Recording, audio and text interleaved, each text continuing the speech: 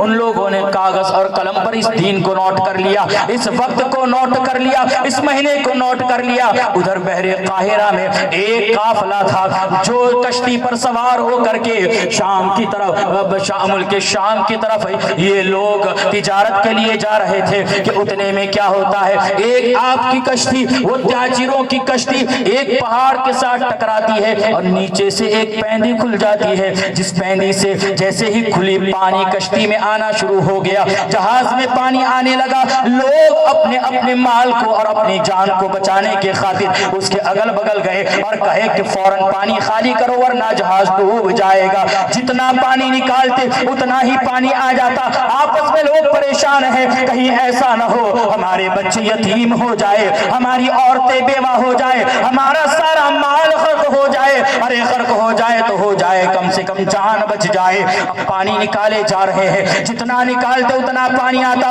اتنے میں ایک شخص نے کہا اب ہمیں کوئی نہیں بچا سکتا ہے، اگر ہمیں بچنا ہے، ساز و سامان کی سلامتی چاہتے ہو، اگر بچوں کو یتیم ہونے سے بچانا چاہتے ہو، اگر اپنی بیوہ اپنی عورتوں کے سہاگ کو بچانا چاہتے ہو تو چنو ایسا کرو کہ بغداد معلیٰ کی طرف لو لگاؤ، سرکار غوث پاک کی طرف لو لگاؤ اور وہاں پر لو لگانے کے بعد کہو یا سیدنا الشیخ عبد القادر جیلانی شیعہ للہ المدد۔ جب لوگوں کو یہ کلمہ اور یہ بات پتا چلی، لوگوں نے یہ زبان کہا یا سیدنا الشیخ عبد القادر جیلانی شیعہ للہ۔ سرکار غوث پاک کو پکارا گیا۔ سرکار غوث پاک رضی اللہ تعالیٰ عنہ کو پکارنا تھا کہ وہ پورے تاجیر روایت بیان کرتے ہیں کہ ہم نے کیا دیکھا، ہماری کشتی کے بغل سے آب سطح پر کوہنی تک کا ایک ہاتھ نمودار ہوا، جس ہاتھ نے ایک تھپیڑا مارا، ہماری کشتی کو لے جا کر کے کنارے پر پہنچا دیا۔ جیسے ہم کنارے پر پہنچے،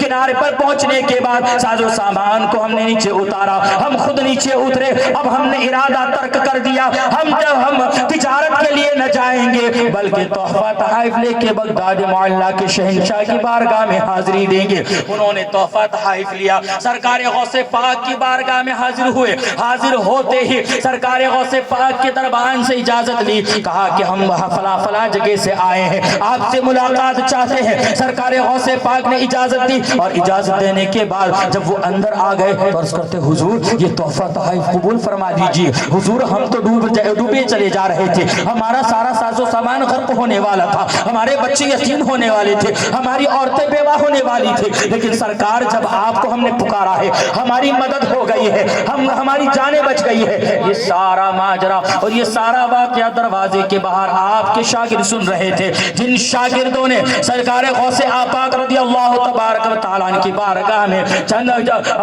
میں وہ دن گزارا تھا جس سرکار غوث پاک رضی اللہ تبارک و تعالیٰ عنہ کی بارگاہ میں پہنچا اور ساری روایت، سارا ماجرا پیش کیا اور سارا واقعہ پیش کیا۔ سرکار غوث پاک رضی اللہ تبارک و تعالیٰ عنہ کی بارگاہ میں عریضہ پیش کیا، حضور آپ کو یاد کیا ہماری جانیں بچ گئی، حضور آپ کو یاد کیا ہمارا مال بچ گیا۔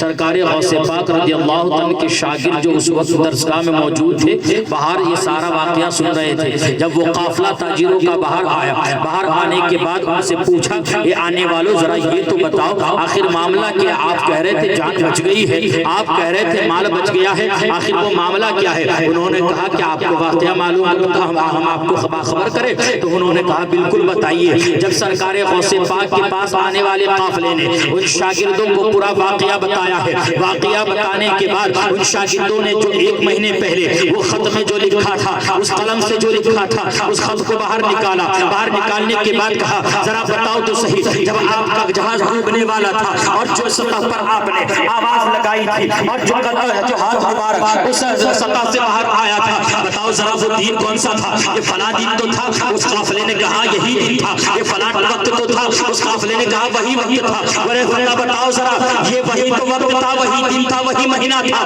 بولے سب کچھ وہی تھا۔ تو سرکار غوث پاک کے شاگردوں نے کہا قسم خدا کی جو ہاتھ آپ کے بحر قاہرہ میں نکلا تھا وہ کسی اور کا نہیں تھا، ہمارے شیخ اعظم سرکار شہنشاہ بغداد سرکار غوث پاک کا تھا۔ جس وقت ہمارے ہاتھ نکلا ہے ہم نے دیکھا ہمارے شیخ نے اپنے حضرت پاک کو اپنی چادر میں ڈالا تھا، جب انہوں نے یہاں ڈالا ہے اس بحر قاہرہ میں نکلا تھا۔ یہی تو حدیث قدسی میں ہے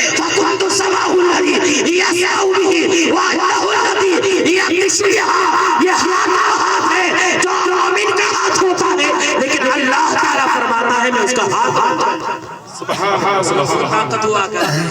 کیا آپ نے نہیں دیکھا حضرت سرکار صوفی حمید الدین ناگوری رحمت اللہ تعالی علیہ فجر کی 2 رکعت سنت پڑھا کرتے، کہاں ناگور شریف میں 2 رکعت سنت ادا کرتے، اور 2 رکعت فرض ادا کرنے کے لیے آپ آن کی آن میں وہاں پہنچتے، کہاں اجمیر معلیٰ میں پہنچتے، اور 2 رکعت فرض سرکار شہنشاہ ہندوستان کی وہ پاور عطا فرمایا ہے۔ سرکار غوث پاک رضی اللہ تبارک و تعالیٰ کے نائبین کا یہ عالم ہے۔ سرکار غوث پاک کے در سے پانے والے سرکار امام عشق و محبت اعلیٰ حضرت عرض پرداز ہے تیری سر